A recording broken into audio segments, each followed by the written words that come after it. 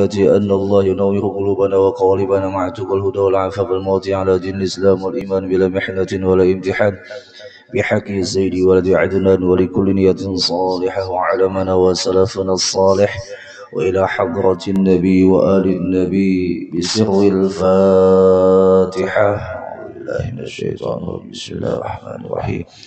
الحمد لله رب العالمين الرحمن الرحيم مالك يوم الدين إياك نعبد وإياك نستعين اهدنا الصراط المستقيم صراط الذين أنعمت عليهم غير المغضوب عليهم ولا الضالين آمين.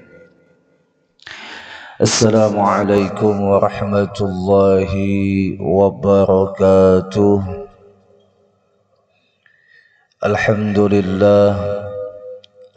لله على إحسانه والشكر له على توفيقه وامتنانه. أشهد أن لا إله إلا الله وحده لا شريك له تعظيما لشأنه، وأشهد أن سيدنا ونبينا محمدا عبده ورسوله أرسله بالهدى ودين الحق ليظهره على الدين كله. اللهم صل وسلم وبارك على سيدنا محمد الداعي إلى رضوانه وعلى آله وأصحابه ومن تبعهم بإحسان إلى يوم اللقاء ربه. أما بعد، سبحانك لا علم لنا إلا ما علمتنا إنك أنت العليم الحكيم. لا حول ولا قوة إلا بالله العلي العظيم. نوينا التعلم والتعليم والتذكر والتذكير والنفع والانتفاع والإفادة والاستفادة والحث على التمسك بكتاب الله وسنة رسول الله صلى الله عليه وسلم والدعاء إلى الهدى والدلالة على الخير ابتغاء وجه الله مرضاته وقربه وثوابه. وقال المصنف رحمه الله تعالى ونفعنا بعلومه في الدارين آمين إلى أن قال خف من وجود إحسانه إليك ودوام إساءة معه أن يكون ذلك مستدرجا لك سنستدرجهم من حيث لا يعلمون. Bapak Ibu rahimakumullah wa athabakumullah. Alhamdulillah, Allah memberikan sisa kehidupan dengan dilengkapinya kesehatan, dan kesehatan modal untuk ketaatan, dan akhirnya taufik hidayah Allah sertakan pada subuh Jum'ah yang mulia ini yang merupakan keberkahan. Mudah-mudahan menjadi sebab dosa-dosa kita dihapus dan diampuni oleh Allah, dan menjadi sebab dosa-dosa kedua ibu bapa kita pun diampuni oleh Allah, dan Allah hindari dan Allah jaga dan Allah peliharakan kita dari segala macam musibah, wabah, bala dan lain sebagainya hingga kita selamat dunia dan selamat akhirat. Amin Allahumma amin. Al-Imam Ibnu Athaillah As-Sakandari rahimahullahu ta'ala, beliau mengatakan pada kalam hikmahnya, khaf, takutlah, kata beliau, min wujudi ihsanihi ilaik, daripada adanya karunia kebaikan Allah yang Allah berikan kepadamu, wa dawami isaatika ma'ahu, namun juga kekalnya kemaksiatan yang kamu lakukan kepadanya.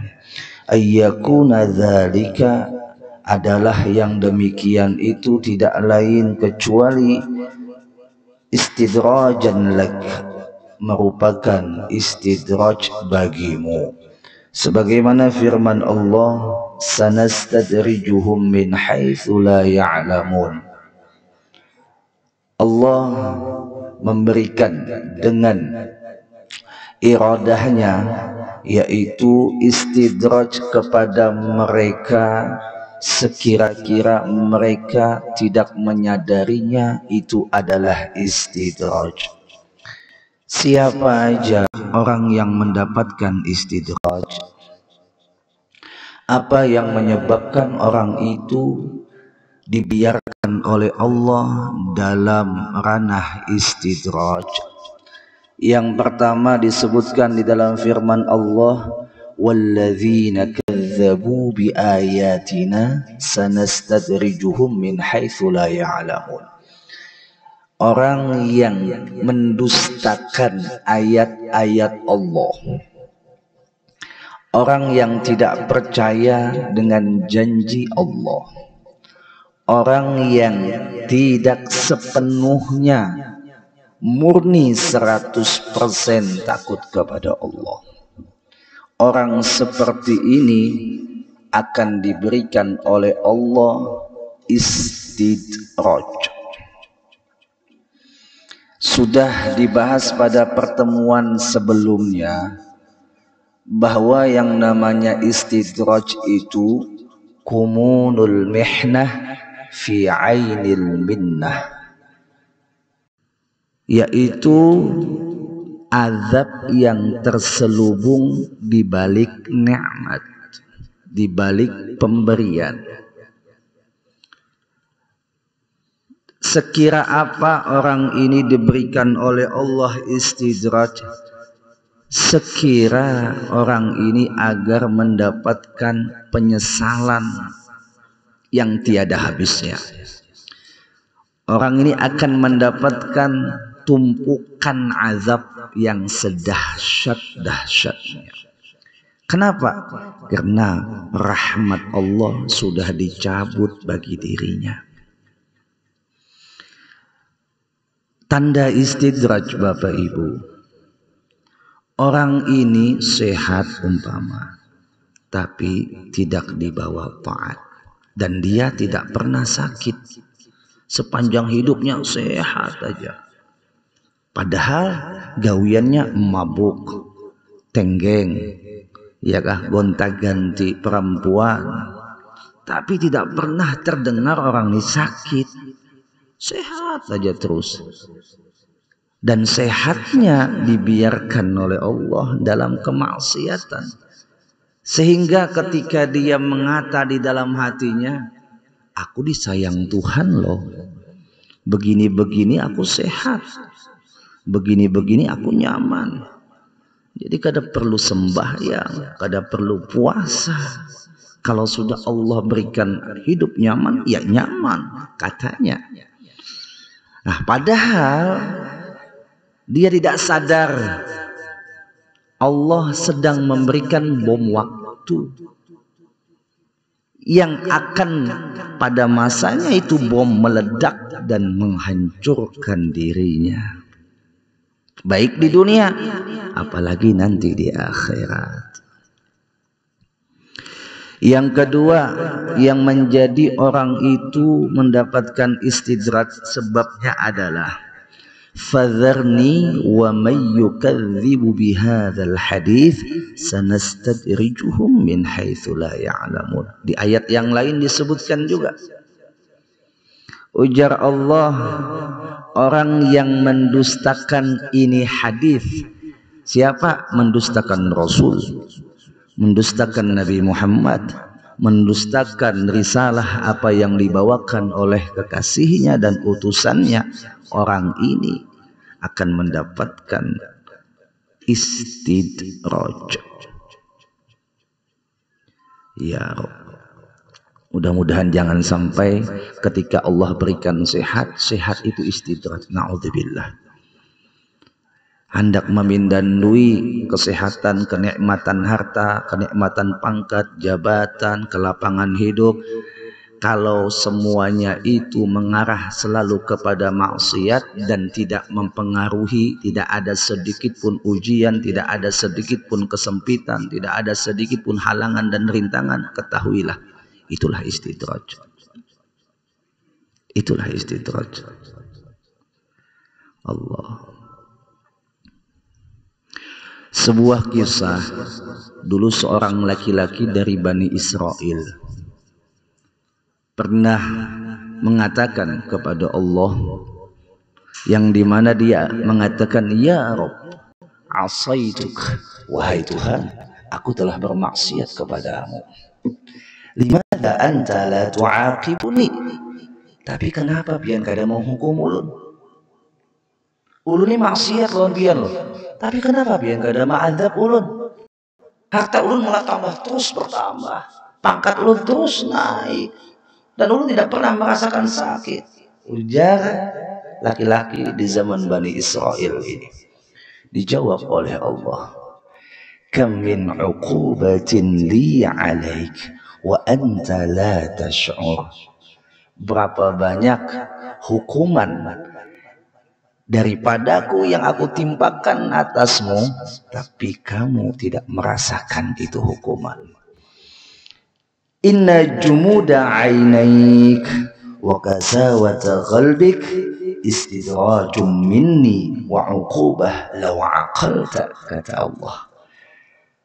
Ya, ujar Allah, sesungguhnya keringnya dua matamu, tidak pernah menyesali kesalahanmu, tidak pernah merasakan dosa terhadapku, tidak mau menangis atas itu, kata Allah. Dan kerasnya hatimu itu adalah siksaan demi siksaan yang aku timpakan kepadamu melewati istidraj dariku untukmu.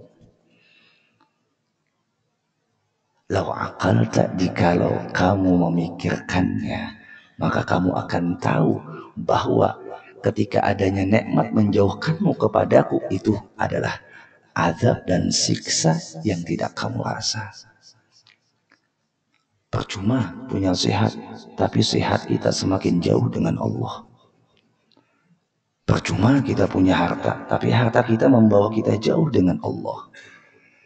Percuma kita punya pangkat, kalau pangkat kita menjauhkan kita dari Allah.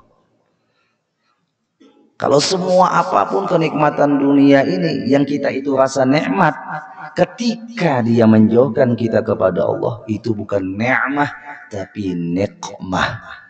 Apa niqmah? Musibah, bala. Bedanya dengan huruf ain dan qaf. Kalau ni'mah itu adalah nikmat. Kalau niqmah itu bala. Kan di dalam qasidah salawat Badar, ya kan? Ilahi sa'alimil ummah minal afati wan niqmah wa min hammin wa min ghummah bi ahlil badri ya Allah. Semuanya salatullah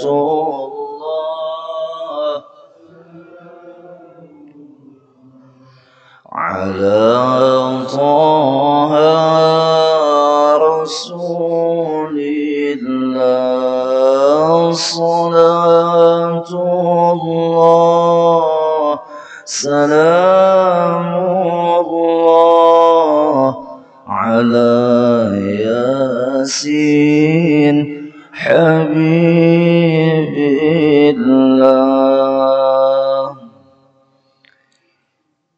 Ilahi, wahai Tuhanku, salimil ummah, selamatkan ini umat, minal afati wan niqmah, daripada berbagai macam penyakit dan juga bala musibah, wa min hammin wa min ghummah, daripada segala kegalauan dan kegundahan, bi ahlil badri ya Allah, dengan berkat kemuliaan ahlul badar.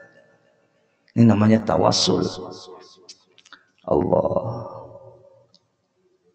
dengan berkat ahlul badar ya Rabb, dengan berkat Nabi Muhammad ya Rabb, selamatkan ini umat daripada malapetaka dan juga musibah, daripada kegalauan dan kegundahan. Mudah-mudahan amin, Allahumma amin. Nah, Bapak Ibu rahimakumullah wa azabakumullah, Di dalam firman Allah yang lain pun disebutkan falamma nasu ma dzukkiru bih fatahna 'alaihim abwaaba kulli syai' hatta idza farihu bima utu akhadnahum baghtatan fa idza hum mublisun. Ujar Allah, manakala nasu ma dzukkiru bih, mereka lupa akan peringatan yang telah aku berikan kepadanya. Mereka melalaikan dan melupakan peringatan, ujar Allah, yang sudah aku berikan kepadanya. Apa ujar Allah? Fatahna alaihim abwaaba kulli syai'. Kami sengaja bukakan semua pintu kenikmatan kepadanya. Biarkan mereka terlena dengan dunia ini. Biarkan mereka larut dengan dunia ini. Karena sudah rahmatku tidak ada pada mereka. Lalu kata Allah, hatta idza farihu, sehingga apabila mereka itu gembira bima utu, dengan apa yang kami berikan tadi, akhadnahum baghtatan. Nah, ini yang paling kita khawatirkan. Aku ambil dari mereka secara dadakan. Matinya dadakan, tidak sempat taubat. Nauzubillah. Orang yang larut dengan dunia nih, ya kan, diistidraj oleh Allah. Saking nikmatnya dunia, dia tidak lagi ingat dengan Allah. Dia tidak ingat lagi untuk ibadah. Dia tidak menyempatkan lagi untuk menuntut ilmu. Akhadnahum baghtatan. Aku ambil mereka itu dalam keadaan mati mendadak, supaya tidak sempat taubat. Nauzubillah. Ini yang kita khawatirkan, Bapak Ibu. Faidahum mublisun, maka apabila mereka pada saat diambil secara mendadak, mublisun, keputusasaan ataupun penyesalan yang tidak ada gunanya. Sepanjang abadi di neraka dia menyesal, tak akan ada artinya lagi penyesalannya. Ya Allah. Jadi Bapak Ibu, kalau pian umpama rezeki yang tadinya naik tiba-tiba macet, ingat akan Allah sayang. Ada toh yang salah dalam manajemen ketika kita menggapai itu rezeki, lalu diingatkan oleh Allah. Ketika tadi jabatan naik terus tiba-tiba cus anjlok, jangan sedih. Kenapa? Karena Allah sayang lawan pian. Daripada pian dibiarkan larut dengan dunia, lalu Allah sentil dengan sedikit ujian. Dan ujian itu pun Allah tidak akan menimpakan di luar batas kemampuan kita. Ingat akan tuh. Makanya ulama sufi ketika mendapat musibah, mereka tidak mengatakan innalillahi wa inna ilaihi rajiun. Padahal memang pikirnya itu. Tapi mereka tidak mengatakan itu, Bapak Ibu. Apa yang mereka katakan? Alhamdulillah ala kulli hal. Itu kata mereka, segala puji bagimu ya Allah yang telah menetapkan segala keadaan. Dan ketika mereka dapat nikmat, ucapan mereka alhamdulillah alladzi bi ni'matihi tatimmus shalihat. Segala puji bagimu ya Allah yang telah menyempurnakan nikmat ini dalam kebaikan. Allah. Jadi tidak ada istilah rasa duka, rasa sedih ketika hal keduniaannya menjadi ujian bagi dirinya. Karena memang dunia adalah ujian. Kalau sudah dunia tidak lagi menjadi ujian baginya, maka masuklah orang itu dalam kategori istidraj. Allah. Tidakkah Nabi mengatakan ad-dunya sijnun lil mu'min wa jannatul lil kafir. Dunia itu penjara bagi orang yang beriman dan surga bagi orang kafir. Jangan heran kalau kita punya masalah dalam kehidupan, jangan heran. Memang ini tempat kita untuk mencapai keberhasilan akhirat yang di dalamnya ada lelah, ada letih, ada ujian, ada cobaan, ada musibah bahkan. Allah. Nah, di sini kita dihadapkan suasana PPKM masalah. Kita jawab dengan positive thinking kepada Allah. Ya Allah, kemarin ada namanya PSBB. Setelah itu lockdown. Sekarang PPKM. Sungguh Engkau mengingatkan kepada kami untuk menjadi pribadi yang qanaah. Apa itu qanaah? Mencukupkan yang ada. Sekecil apapun penghasilan pian Bapak Ibu, kalau penghasilan itu digunakan hanya untuk kebutuhan hidup, pasti cukup.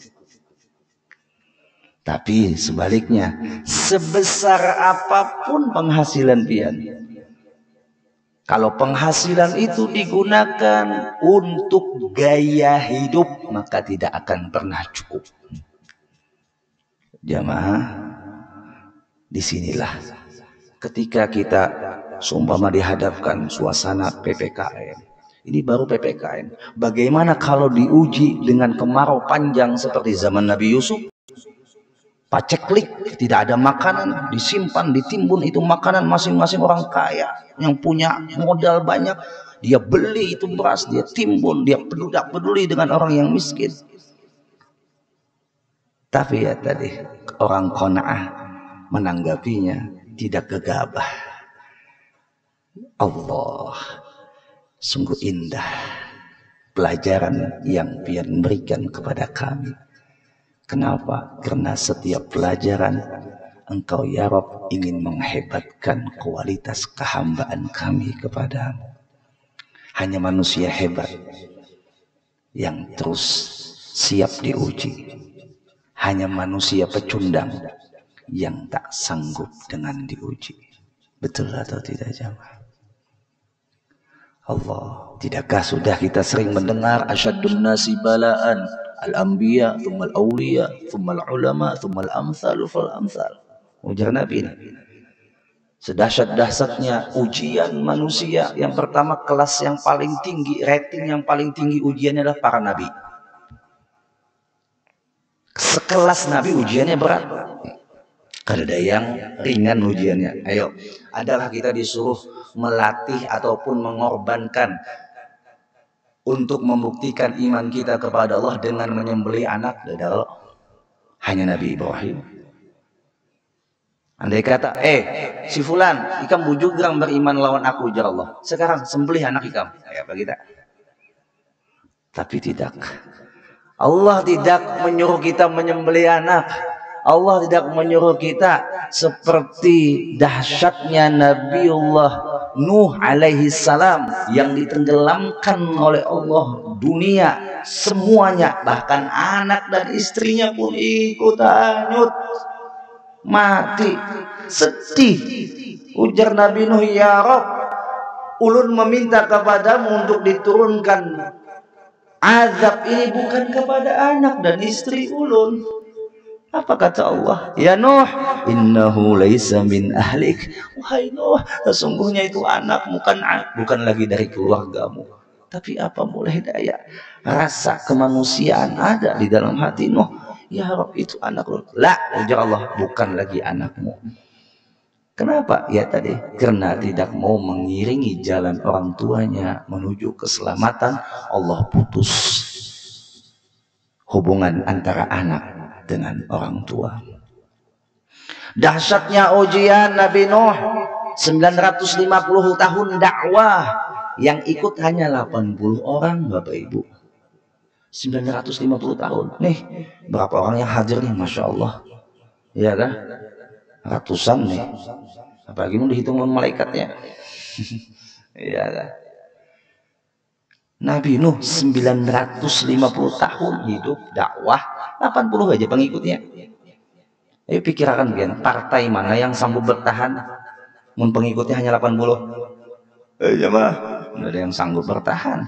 Nabi Nuh terus menyampaikan dakwah itu. Walaupun berapapun umatnya jumlahnya, tugasku menyampaikan.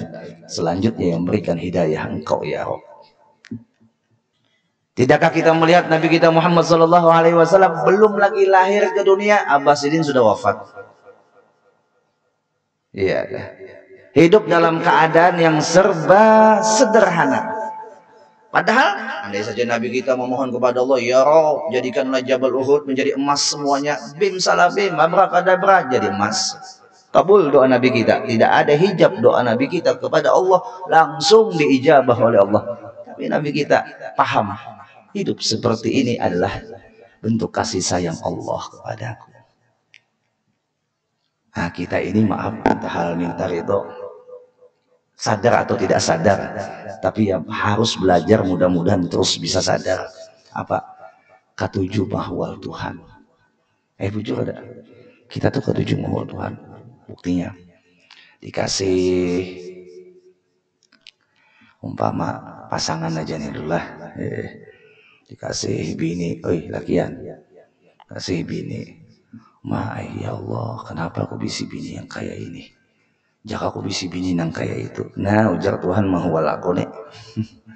Iya.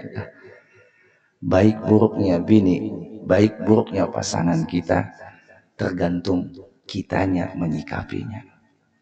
Kalau kita menyikapi buruk, maka akan terus-terusan buruk. Tapi kalau kita menyikapinya baik, ya Rob, mungkin saja dengan buruknya pasangan ulun, engkau jadikan ulun sebab hidayah. Pasangan ulun mendapatkan hidayah. Tidakkah dapat pahala? Ulun jodoh ulun Ustaz bekas ladies. Ya kan? Tapi pian menjadi sebab hidayah inya tobat. Apakah tidak beruntung pian? Ustaz, bini ulun dulunya non muslim, tapi berkat pian inya masuk Islam, bahkan keluarganya pun ikut masuk Islam. Apakah tidak beruntung pian? Allah jadikan ladang pahala buat pian. Ada dihadapkan istri yang cerewet pulang. Lagi ya.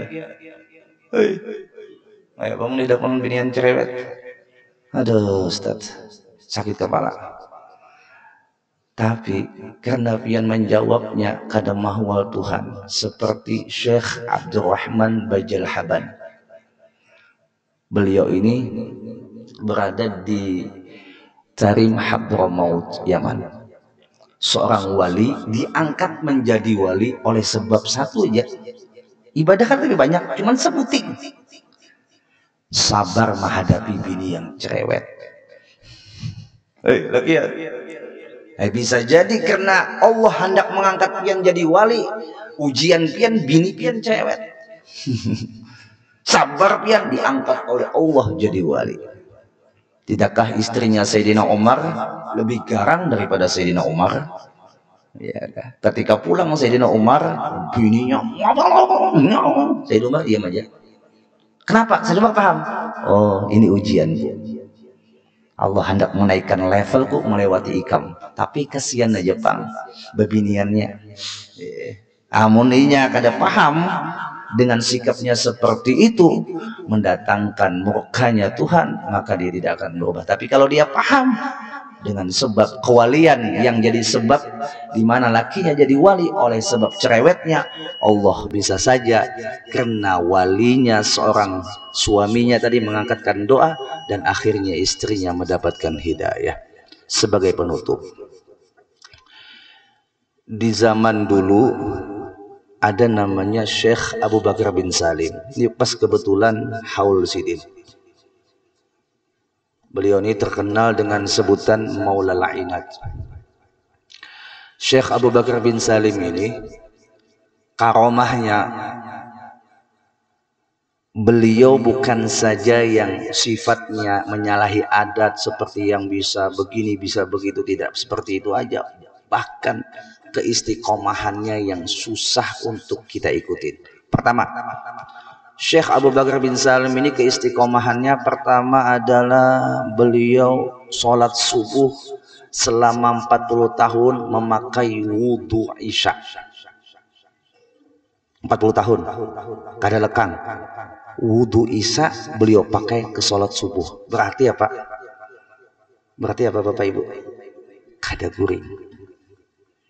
Ibadah sepanjang malam 40 tahun. Yang kedua, Syekh Abu Bakar bin Salim ini selama 40 tahun dari Ainat menuju Tarim, jaraknya itu kurang lebih sekitar 90-an kilometernya. Itu berjalan kaki, membawa air untuk beliau isikan sebelum subuh di setiap musalla di jalan sampai ke Tarim. Selama 40 tahun, sampai akhirnya beliau sholat subuh di Tarim. 40 tahun. Yang ketiga, selama perjalanan hidup beliau tidak pernah kurang, setiap harinya 1000 roti beliau sedekah kepada fakir miskin. Istiqomah kada lekang, setiap hari 1000 roti tidak kurang beliau sedekah kepada fakir miskin. Nah, satu ketika, ini kembali kisah bini cerewet tadi. Ada seorang syekh dari Mekah, kalau kada salah Syekh Abdurrahman atau Abdullah, lupa tuh, Al-Makki. Beliau ini diberikan oleh Allah seorang istri yang sangat cerewet. Wah, kayak pada tuh, kalau dibayangkan lagi tuh, kata kalau salah sedikit, panci terabang, ya kan? Sapu terabang. Akhirnya syekh yang dari Mekah ini keingatan bahwa dulu waktu Syekh Abu Bakar bin Salim datang ke Mekah, beliau sempat bertemu dan merasakan kelezatan ketika memandang wajah Sayyidin. Salah satu tanda orang itu adalah wali min auliyaillah ketika dipandang wajahnya mengingatkan kita kepada Allah. Iya kan? Mengingatkan kita kepada Allah. Ketika melihat wajahnya selalu ingat dosa dan ingat kita kepada Allah. Nah, pegang orang itu, jangan dilepas lagi. Kalau bisa gambarnya Anda. Kenapa? Kalau kita mandang, ingat lawan Tuhan. Akhirnya seorang syekh tadi mencari tahu di mana rumah Syekh Abu Bakar bin Salim, hingga tahu bahwasanya rumahnya ada di Ainat, di Hadramaut, di negeri Yaman. Berangkat dari Mekah untuk menuju rumah Syekh Abu Bakar bin Salim. Guna apa? Guna minta solusi, nasihat bagaimana menyikapi istri yang super cerewet. Berangkat beliau. Singkat cerita sampai di rumah Syekh Abu Bakar bin Salim. Di rumah Syekh Abu Bakar bin Salim ternyata ada tamu juga selain Sidin tadi. 2 orang. Dan kebiasaan Syekh Abu Bakar bin Salim menyuguhkan tamunya dengan kopi. Karena beliau ini punya kebun kopi. Sampai sekarang kopi Sidin itu terkenal nomor 1 di Hadramaut. Apabila ada acara tahunan bulan Sya'ban di makam Nabiullah Hud, itu kopinya Syekh Abu Bakar bin Salim dibagikan. Secara biji, bukan serbuk asli, biji yang dari pohonnya dibagi. Setelah di apa juga tuh diusap apa dioseng lah. Nah, dioseng. Apa namanya? Disangrai. Nah, gitu. Lalu dibagikan. Ulun bahari kada tahu pada itu kopi lah. Kenapa di Banjar biasa minum kopi yang serbuk, kada tahu kopi itu kayak apa bentuknya. Ini tahu instan aja bang lah. Kada tahu proses pengolahan kopi. Jadi pas berbagi kopi Syekh Abu Bakar bin Salim itu lu kira kacang. Lu raupai uang cangangan lawan ulun. Kenapa itu uang cangangan? Lu lihat ternyata orang ambil sebuting 2. Dalam hati ulun, ya Allah, kebanyakan kayaknya ulun ambil nih. Habis itu ulun ambil lagi. Kok baunya kayak kopi ulun nih. Makan sebiji pahit dasa kopi juga ya sekalinya. Pantas saja pengurang ambil sebiji 2 aja. Akhirnya pian yang banyak diraup di tangan tadi hendak memulihkan supan buat dia ke kantong. Ternyata memang dahsyat efeknya itu kopi. Dari ulun makan tuh kopi hampir 24 jam udah guring. Kawan mengaruh seorang bulan galik. Allah, kopinya Syekh Abu Bakar bin Salim, tanaman Sidin asli. Nah, singkat cerita, Syekh yang dari Mekah tadi hendak mengutarakan kisah istrinya yang di rumah. Ujar Syekh Abu Bakar bin Salim, orang kasat nih. Istana, tunggu. Artinya bulikakan orang ini dulu. Ini kan cerita pribadi maksud Sidin, jangan kemkesahkan pada orang banyak. Nah, kopi itu ada 4 gelas kopi. 2 untuk tamu yang tadi, tamu selain Syekh tadi, 1 untuk Syekh, jadi 3. Satunya itu buat Syekh Abu Bakar bin Salim, namun diulurkan sidin itu kopi ke jendela. Setelah diulurkan, tarik sidin tangan sidin, kopinya sudah ke dada. Padahal rumah sidin itu tingkatnya, kalau kita di sini menganggaplah tingkat 5, tinggi rumah sidin. Tinggi rumah sidin. Nah, diulurkan sidin di jendela. Baru ditarik sidin tangannya, hilang kopinya. Nah, kenapa Syekh Abu Bakar bin Salim itu kopi dibuang-buang? Ini orang ada paham masalahnya dulu lah. Bulik yang dua tadi, lalu kata Syekh Abu Bakar bin Salim, ikam kadosa bekesah, bulik aja bini ikam sudah dapat hidayah. Terkejut, belum lagi bekesah nih. Ayo jak, bulik aja bini ikam sudah dapat hidayah. Kadosa ikam bekesah, free passing, bulik. Ya Syekh minta nasihat, dak bulik sih, bini ikam sudah dapat hidayah. Ya Syekh minta doa, kada bulik sih. Namun sudah tuh guru atau wali ya, apalagi orangnya wali sudah kita tahu. Udah itu usah banyak ngomel lagi. Nggih, sami'na wa ta'na, jalan. Bulik si Syekh tadi sampai di Mekah, sampai di muka rumah, belum lagi mengatok, sudah disambut bini dengan Masya Allah, tabarakallah. Yang kada pernah dilihat sepanjang perjalanan rumah tangganya itu pertama kali. Wahai suamiku, selamat datang. Mencium tangan, jangan mencium tangan, menyambut kayak ini pun gak ada suara. Dalam hati si Syekh tadi, waduh ada apa biniku nih. Akhirnya masuk ke dalam, sudah disiapkan makanan yang enak-enak. Makan dulu wahai suamiku, ayo kita makan sama. Habis makan sama-sama, penasaran hati, wahai istriku, maaf jangan tersinggung, apa yang membuatmu seperti ini? Lalu kata istrinya, sewaktu pian pergi ke Hadramaut, ada seorang syekh, begini perawakannya, begini jenggotnya, begini bajunya. Dia menyerahkan segelas kopi dan menyuruhku untuk meminum itu kopi. Setelah aku minum itu kopi, aku merasakan panas dan demam, dan besok subuhnya aku merasakan lelah yang ada dalam hati itu hilang dengan sendirinya. Kan orang cerewet itu kena hatinya kada tenang. Bujuran orang cerewet itu hatinya kada tenang. Namun tenang kada mahwal. Bujur ada jamaah. Tenang hati ulun dan timbul rasa bersalah ulun dengan pian, maafkan wahai suamiku. Apa yang dikatakan Syekh tadi? Ya Rob, pantas saja waktu aku di rumah Syekh Abu Bakar bin Salim, ketika beliau mengulurkan itu kopi, beliau tarik tangannya, kopinya tidak ada, dan istriku cerita bajunya begini, sama persis ketika aku duduk dengan Syekh Abu Bakar bin Salim, bajunya juga begitu warnanya. Ini namanya karomah yang diberikan oleh Allah kepada wali. Dan kita kada boleh mungkir dengan karomah. Kalau kita mungkir, dalam kitab Tuhfatul Murid, syarah daripada Jauharatul Tauhid, kita termasuk murtad. Kenapa? Karomah bagian daripada iman, mukjizat bagian daripada iman yang ada pada Rasul, karomah bagian daripada iman yang ada pada pewaris Rasul, itu para wali. Nah, adapun istidrat dan sihir adalah juga menyalahi adat, tapi diperuntukkan kepada orang yang tersesat. Kenapa orang yang paranormal atau dukun itu disebut orang pintar? Tahu lah Bian kenapa? Tahu lah Bian? Karena yang datang orang bungul. Wallahu a'lam bishawab. Al-Fatihah. A'udzubillahi minasyaitonir rajim. Bismillahirrahmanirrahim.